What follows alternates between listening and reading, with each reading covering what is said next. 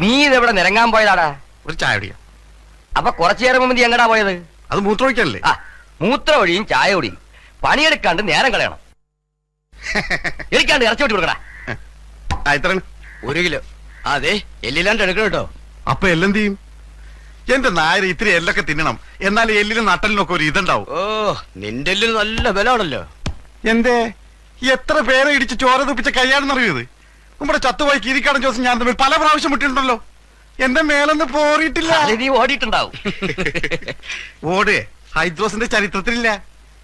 കാര്യം ഹൈദ്രോസ് മര്യാദക്കാരനായിട്ട് പണിയെടുത്തിനാന്ന് വെച്ച് പഴയ ചങ്കൂറ്റൊന്നും കളഞ്ഞു വിളിച്ചിട്ടില്ല. ആ, പറഞ്ഞപ്പോഴാ ഓർക്കണേ. നീ പോയപ്പോ ആ സേതുമാധവൻ എന്നെ തിരക്കി വന്നിരുന്നു.